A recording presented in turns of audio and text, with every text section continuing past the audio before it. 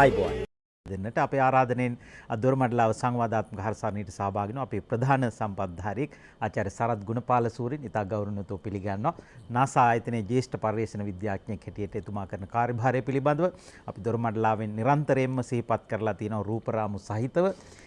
අදත් අභ්‍යවකාශගත වෙන අභ්‍යවකාශ යානාවල සවි කරලා තියෙන අදෝරක්ත කිරණ වලින් ක්‍රියා කරන කැමරාව ඉන්ෆ්‍රාරෙඩ් කැමරාවේ පේටන් බලපත්‍රය ඇතුළු පේටන් බලපත්‍ර 25කට අධික සංඛ්‍යාවක් එතුමාගේ නමින් තියෙනවා.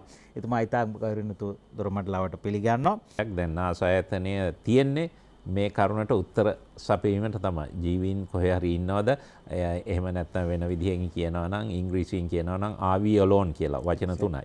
අපි තනියමද ඉන්නේ කියලා. ඒ කියන්නේ දැන් මේ පොළොවේ නෙමෙයි. පොළොවෙන් පිටත ජීවීන් ඉන්නවද කියලා තමයි මේ හොයන්න හදන්නේ. අපි ඇත්තනම දන්න තරමින් අපේ සෞරග්‍රහ මණ්ඩලයේ වතුර ආශ්‍රිතව තමයි අපේ ජීවිත හැදිලා තියෙන්නේ. අපි දැන්ට වතුර තියෙන දැන් අපේ සෞරග්‍රහ මණ්ඩලයේ තැන් 4ක් හොයාගෙන තියෙනවා. එකක් අඟහරු, එකක් බ්‍රහස්පති ග්‍රහය වටා කරගෙන යුරෝපා කියන ලොකු චන්ද්‍රය, අනිත් එක සෙනසුරු වටා කරගෙන චන්ද්‍රයන් දෙන්නෙක්, ටයිටන් සහ එන්සෙලඩස් කියන චන්ද්‍රයන් දෙදෙනා. ඒ හතර තමයි අපේ සෞරග්‍රහ මණ්ඩලය. ඊට පස්සේ අපේ සෞරග්‍රහ මණ්ඩලයේ පිටත වෙන තියෙන අපිට තරු බිලියන 250ක් විතර තියෙන අපේ මන්දාකිනිය කියන ශීරපතේ. ඒකේ ගොඩාක් තරු වටා භ්‍රමණය වෙන ග්‍රහලෝක තියෙනවා. ඒ ග්‍රහලෝක හොයාගන්න අපි ඉස්සර දැනන් හිටියේ නෑ. දැන් අවුරුදු 20කට විතර ඉස්සෙල්ලා තමයි ඒ ග්‍රහලෝක හොයන්න අපි ක්‍රම දියුණු කරේ. දැන් අපි ඒවැම් බලාපොරොත්තු වෙනවා ඒ වගේ තරු වටා භ්‍රමණය වෙන පොළොව වගේ කුඩා නිල් මේ ග්‍රහලෝක හොයාගන්න. ඉතින් මේක හරි අමාරු කාර්යයක්. මොකද දැන් අපි දැන් තරුව දිහා බලනකොට තරුව එළියේ එනවා. ඒක අපිට පේනවා. තරුව වටා භ්‍රමණය වෙන ග්‍රහලෝකෙන් එළියේ එන්නේ නැහැ. ඉතින් ඒක හොයාගන්න හරි අමාරුයි. ඒ කියන්නේ හරියටම හිතුවොත් එහෙම දැන් මේ මං ඉස්සරහා තියෙන 100 watt බල්බ් එකක් දිහා මම බැලුවම ඒක වටේ තියෙන දූවිලි කැල්ල මට පේන්නේ නැහනේ. මොකද අරකේ ඉරේ සැර වැඩි හින්දා ආලෝක සැර වැඩි හින්දා. ඉතින් අපි ඒකට උපකරණයක් ඇත්තටම මේ දවස්වල හදලා තියෙනවා කොරෝනෝග්‍රාෆ් කියලා. කොරෝනෝග්‍රාෆ් කියන උපකරණයෙන් කරන්නේ අපි තරුව දිහා බලනකොට තරුවේ තියෙන එළිය ටික මකලා දානවා, නැති කරලා දානවා. ඒක ආලෝකයේ එක ක්‍රමයක් යොදලා මේ ඒකට අපි කියනවා ඉන්ටර්ෆියරන්ස් පැටර්න් කියලා. ඒක මේවා කළා මැද තරු එළිය නැති කරලා දානවා. එතකොට අපිට පේන්න ගන්නවා වටේ භ්‍රමණය වෙන ග්‍රහලෝක. ඉතින් ඒව හොයන ක්‍රම 4ක් තියෙනවා. 4න් අපි දැන් ග්‍රහලෝක හොයනවා. දැන් අපි ඇත්තටම අපි යවට තියෙන ආලෝක වර්ෂ අපේ ඉඳලා 100ක් විතර ඈතින් තියෙන තරුවල වටා භ්‍රමණය වෙන ග්‍රහලෝක අපි 5000ක් විතර හොයලා තියෙනවා. හැබැයි ඒ 5000න් පෘථිවිය වගේ කුඩා ග්‍රහලෝකයක් ඒ ඉරේ ඉඳලා හරි ගානට ඈතින් යන ඒවා තියෙන්නේ 2යි හොයාගෙන තාම. ඒක හරි වැදගත්. අපි ඉංග්‍රීසියෙන් නම් ඒකට කියනවා ගෝල්ඩිලොක්ස් සෝන් කියලා. දැන් බලන්නකෝ අපේ මුණත් පෘථිවිය වගේ ග්‍රහලෝකයක් අපිට වැඩිය ඉරට ළඟින් තිබුණා නම් වැඩක් නැහැනේ. රස්නේ වැඩි. වතුර ටික වාෂ්ප වෙලා යනවා. අපිට වැඩිය ගොඩක් ඈතින් තිබුණොත් වතුර ටික ඝන වෙලා, අයිස් වෙලා. ඒකෙනුත් වැඩක් නැහැනේ. හරියටම තියෙන්න ඕනේ පෘථිවියේ ඉඳලා ඉරට තියනා වගේ දුරකින්. එතකොට වතුර ද්‍රව වශයෙන් තියෙනවා. ඒක තමයි මධ්‍යම ප්‍රතිපදාව දීලා මධ්‍යම ප්‍රතිපදාව තියෙනවා.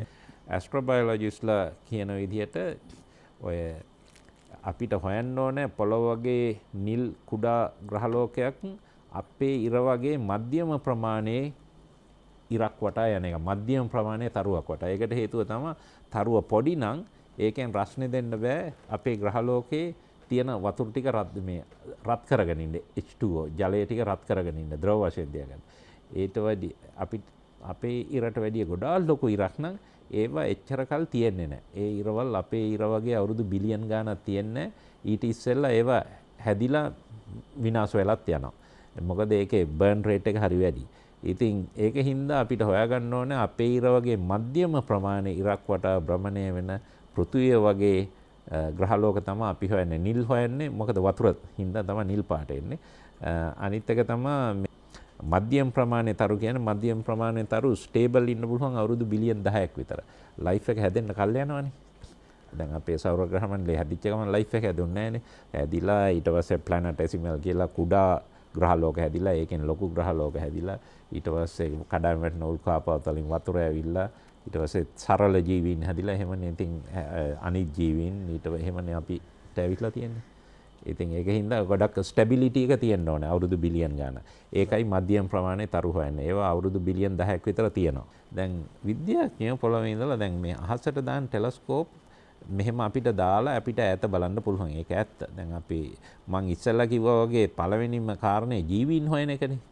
දැන් අපි ජේම්ස් වෙබ් ස්පේස් ටෙලස්කෝප් එකෙන් එහෙම නැත්නම් JWST එකෙන් අපි බලාපොරොත්තු වෙනවා අපිට ගොඩාක් දුරට මේ අපේ ඉඳලා ආලෝක වර්ෂ 100 200ක් අතර තියෙන තරුවල තියෙන ග්‍රහලෝක හොයාගන්න පුළුවන් කියලා. ඒව අතරේ අපි ක්‍රම තියෙනවා දැන් හදාගෙන යනවා ඒවෙන් එන ඒ ග්‍රහලෝකවල වායුගෝලයන් තියනවාද වායුගෝල ඇතුලේ තියෙන්නේ මොනවද කියලාත් අපිට හොයාගන්න උපකරණ අපි හදමින් පවතිනවා. එතකොට ඒක දැන් අපි ග්‍රහලෝකේ හොයාගත්ත ග්‍රහලෝකේ වතුර තිබුණයි කියවට ජීවීන් ඉන්නවයි කියලා කියන්න බෑනේ. දැන් ඇත්තටම ජීවීන් නම් ඒකේ ඉන්න ග්‍රීන් මෑන් කෙනෙක් ඒ කියන්නේ පොඩි මිනිහෙක් හොයාගන්න ඕනේ. ඒ වගේ පොඩි මිනිහෙක් බලන්නම් ඒ වගේ ග්‍රහලෝකයක ආලෝක වර්ෂ 100ක් ඈත ඉන්න නිකන් කැල්කියුලේට් කරලා බැලුවම හදේ දාන ටෙලස්කෝප් එකේ විස්කම්භය හැතැම්ම 250ක් විතර වෙන්න ඕනේ. හැතැම්ම 250ක් විතර විස්කම්භය තියෙන ටෙලස්කෝප් එකක් දාන්න බෑනේ. ඒක ප්‍රැක්ටිකලි කරන්න බෑ සල් කාටවත් සල්ලි නෑ. ලෝකේ තියෙන ලොකුම රටවල් වලට සල්ලි නෑ. ඒක කරන්න අමාරු වැඩක් ගොඩක්. ඉතින් ඒකේ ඉස්සර ක්‍රමයක් තිබුණා මං කෙටි වශයෙන් කියන්න හැතැම්ම 250ක් ඈත ලොකු විස්කම්භය තියෙන මේකක් නෑ. ඒ වෙනුවට චන්ද්‍රිකා 100ක් 200ක් කරනවා. ඒක මේ අර මිර එකේ හැතැම්ම 200 250 ඈත තියෙන මිර එකේ සාම්පල් වගේ. ඒකට කියනවා ෆෝමේෂන් ෆ්ලයින් කියලා. එතනම අපේ විද්‍යාගාරයෙන් කරේ. ඒකේ මිරර්ස් 200ක් විතර අරගෙන යනවා. ඒකෙන් ලයිට් එක කෙරවල් දෙකේ තියෙන එක හැතැම්ම 250යි. ඒකෙන් ලයිට් එක ෆෝකස් කරනවා මැදට. ඒක සිමියුලේට් කරන විස්කම්භය සැතපුම් 250ක් තියෙන දූරදර්ශකයක්.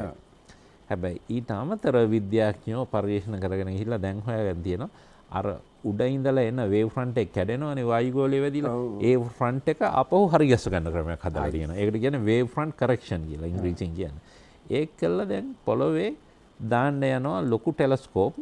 ඒ කියන්නේ විශාල ටෙලස්කෝප් එකක් තමයි GMT කියන්නේ ජයන්ට් මැජලන් ටෙලස්කෝප් එක ඇටම ඩෙසර්ට් එකේ. අනික කැල්ටෙක් සහ තව යුනිවර්සිටි ගානක එකතු වෙලා හවයි වල දැන් යනවා TMT කියලා 30 මීටර් ටෙලස්කෝප් කියලා. මේ ටෙලස්කෝප් පෘථුවියේ තියෙන්නේ. එකක් කෙක් එක මීටර් 10යි GMT එක මීටර් 25යි 30 මීටර් ටෙලස්කෝප් එක මීටර් 30 විස්කම්භය. මීටර් 30ක් විස්කම්භය කියන්නේ කොච්චර පවර්ෆුල්ද JWST එකට වැඩිය. ඒක මීටර් 6යිනේ. හැබැයි වේව් ෆ්‍රන්ට් එක කැඩෙන එකනේ පොළොවේ ප්‍රශ්නේ තියෙන්නේ. දැන් ඒක කරෙක්ට් කරන්න ක්‍රම හොයාගෙන තියෙනවා. එතකොට දැන් ඉදිරියේදී බලාපොරොත්තු වෙන විශාල ටෙලස්කෝප් පොළොවේ දාලා හොයාගන්න පුළුවන් මේ වගේ ආලෝක වර්ෂ 100ක් ඈත තියෙන ග්‍රහලෝකයක පෘථිවිය වගේ පොඩි කුඩා කොළපාට මිනිහෙක් ඉන්නවද කියන එක හොයාගන්න පුළුවන් වෙයි කියලා අපි හිතනවා. නමුත් මෙතුමාගෙන් තමයි එක ප්‍රශ්නයක් අහන්න ඕන ජනතාව අහන ප්‍රශ්නයක්. දැන් මේ ඔය ජේම්ස් වෙබ් වගේ හැදුවාම ඒගොල්ලෝ කියනවා නම් බිග් බෑන් එකට ටික කලකට පස්සේ අතීතයට යනකල් අපි යන්නේ නැත්නම් මේ තාරකා හැදුනොත් පේන්නේ නැහැ කිව්ද? ඒව හැදෙන විදිහ හොයාගන්න පුළුවන්. හැදෙන දැන් ඇත්තටම තරු හැදෙන විදිහ අපි දැකලා තියෙන්නේ. ඒ කියන්නේ තරු හැදෙන විදිහ දැකලා තියෙනවා කියන්නේ දැන් තරු හැදෙන ස්ටාර් නර්සරිස් තියෙනවා.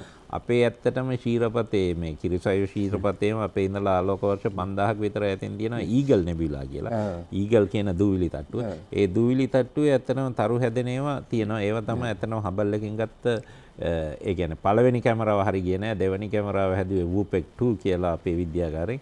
ඒකෙන් හදලා ගත්ත පළවෙනි පින්තූර රාමුවල තියෙන එකක් තමයි ඊගල් නෙබියුලා එකේ තරු හැදෙන හැටි. ස්ටාර් නර්සරි එක.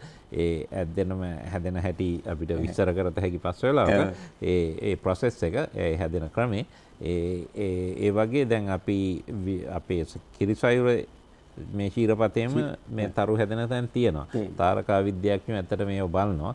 ඒ මගේ ඉස්සර හදපු උපකරණයකුත් පාවිච්චි කරා මේ ඊට පස්සේ තරු හැදිලා ඉවර වෙලා ඒ දුලි තට්ටුවේ ඉතුරු වෙන පස් ගල් වායුන් ඒවා ටික වලයාකාර ලෙස යනවා අර අලුතෙන් හැදිච්ච තරු වට.